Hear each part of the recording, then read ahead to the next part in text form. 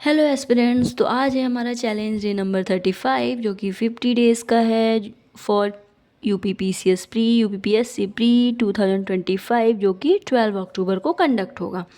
तो हमारा जो अभी 50 डेज़ का चैलेंज है, ये पर्पज़ है ईजली एंड क्विक रिवीजन और which subject important for UPPSC pre. Okay, तो हमने बात किया, अब ये वीक हमारा इकोनॉमी का है। तो ये वीक हमारा जो इकोनॉमी का है, और मैंने आपको बताया था कि हम क्या क्या पढ़ेंगे। एक उसका जो मेन बैकग्राउंड है, पृष्ठभूमि, जिसमें हमारा आता है इकोनॉमी कैसी है, मिक्स्ड इकोनॉमी है इंडिया की, 5 ईयर प्लानिंग्स बनी थी, क्यों बनी थी, उसका रीज़न क्या था, ये भी मैंने आपको बताया। फिर इंक्लूसिव ग्रोथ कैसे होगा, नीति आयोग कैसे आया, है ना, योजना आयोग, NITI Aayog.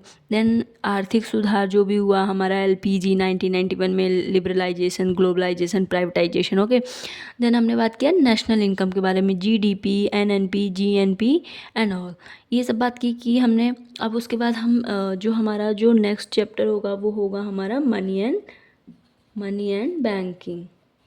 Money and banking की तो हम बात करेंगे, लेकिन मेरा जो मेन फोकस है, क्योंकि ये रिवीजन का है, तो इस पर नहीं बात करना है कि सिलेबस क्या है, हमें बात करना है कि यूपीपीसीएस के प्री के अकॉर्डिंग क्या क्या इंपॉर्टेंट पार्ट है। तो इकोनॉमी में सबसे ज़्यादा इंपॉर्टेंट पार्ट उसका बजट है, देन इकोनॉमी है, इकोनॉमिक सर्वे है, वो यूपी गवर्नमेंट का भी है एंड सेंट्रल गवर्नमेंट का है। तो अभी मैं आपको कुछ इंपॉर्टेंट पॉइंट्स बता देती हूँ जो करंट अफेयर्स में आपने बहुत देखा होगा।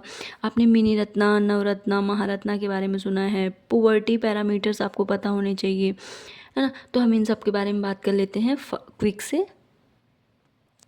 अच्छा, इसका पर्पज़ ये है, जो हम मिनी रत्ना, नवरत्ना और महारत्ना के बारे में पढ़ रहे हैं, क्योंकि आप करंट अफेयर्स में देखते होंगे कि जब भी कोई कंपनी को स्टेटस महारत्ना का मिलता है, नवरत्ना में का मिलता है, तो वो करंट अफेयर्स में आता है। और करंट में अगर आ रहा है और आप प्रीवियस ईयर क्वेश्चन पेपर्स देखेंगे, उसमें भी पूछता है कि कौन सी कंपनी मिनी रत्ना है या उसके पैरामीटर्स क्या है उस स्टेटस को गेन करने के लिए। तो इसलिए ये कंफ्यूजिंग ना हो, और मेरी क्लासेस शॉर्ट होती हैं ताकि आप शॉर्ट टाइम में काफ़ी अच्छी चीज़ें और क्लियर समझ सके। तो हम बात करते हैं मिनी रत्ना की। तो जो मिनी रत्ना का स्टेटस है वो आपको किसके अंडर आता है, प्राइवेट सेक्टर अंडरटेकिंग। इसका जो मेन पर्पज़ है इन स्टेटस को देने का, कंपनीज़ को एक हेल्प देने का, और उन्हें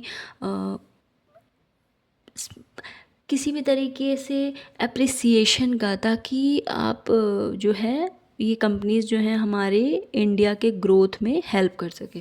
तो ये किस में आती है, प्राइवेट सेक्टर अंडरटेकिंग में आती है। 1997 में फर्स्ट टाइम डेवलप हुआ था। इसका जो है अच्छी इनकम जनरेट करने के लिए मिलता है स्टेटस। इसके 2 सेक्टर हैं। फर्स्ट सेक्टर में आता है कि कंटिन्यूअस प्रॉफिट होना चाहिए। ऐसा नहीं होना चाहिए कि 1 ईयर में हो गया प्रॉफिट, सेकेंड ईयर में कोई लॉस चल रहा है, देन सेकेंड थर्ड ईयर में, ऐसा नहीं। कंटिन्यूअस प्रॉफिट चाहिए इस स्टेटस को पाने के लिए। लास्ट 3 ईयर में 30 करोड़ से ज़्यादा जो है इनकम सोर्स होनी चाहिए।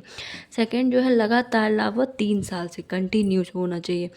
मतलब इसमें फर्स्ट कैटेगरी में आने के लिए एक ये एक्स्ट्रा पैरामीटर है कि 30 करोड़ से ज़्यादा, और सेकेंड कैटेगरी में आने के लिए बस इतना है कि लगातार लाभ, कंटिन्यूस प्रॉफिट 3 साल से। इसका जो मेन गोल है गवर्नमेंट का, वो है कंपटीशन, न्यू आइडियाज़ को अप्रिसिएट करना, लोगों को और बढ़ के आगे आना, इकोनॉमिक डेवलपमेंट, अर्थव्यवस्था का विकास। एंड अभी तक टोटल कितने कंपनीज़ को मिनी रत्ना का जो है स्टेटस मिल चुका है, 73 to 75। नेक्स्ट है नवरत्ना। तो हमने जैसे अभी मिनी रत्ना की बात करी, तो नवरत्ना का स्टेटस आपको पाने के लिए जो है मिनी रत्ना में ऐड होना पड़ेगा, वो भी कैटेगरी 1 में। कैटेगरी 1 में डिफरेंस जो था वो 30 करोड़ से ऊपर का था कंटिन्यू प्रॉफिट में, ठीक है, 3 ईयर के कंटिन्यू प्रॉफिट में। लोक उद्यम विभाग द्वारा 6 पैरामीटर्स बनाए गए हैं, और कम से कम 60 आउट ऑफ 100 जो है वो मिलने चाहिए उसको अंक। जैसे आपका एग्ज़ाम होता है ना, आउट ऑफ 100, जैसे 9 आउट ऑफ 10, तो वैसे ही 60 आउट ऑफ 100 में। लास्ट 5 ईयर से या मिनिमम 3 ईयर में वेरी गुड या एक्सीलेंट जो है उस कंपनी को मिला हो। 1000 रुपये तक या टोटल कैपिटल का 15% खर्च करता हूँ। टोटल 26 कंपनी जो है अभी तक नवरत्ना का स्टेटस पा चुकी हैं। नेक्स्ट है महारत्ना। तो महारत्ना का जो है स्टेटस लेने के लिए नवरत्ना में स्टेटस होना चाहिए, स्टॉक एक्सचेंज में दर्ज होना चाहिए, मतलब स्टॉक एक्सचेंज में ये कंपनी हो आती हो। लास्ट 3 ईयर में एनुअल टर्नओवर जो है वो उसका 25,000 करोड़ होना चाहिए। एनुअल नेट वर्थ जो है वो 15,000 करोड़ होना चाहिए।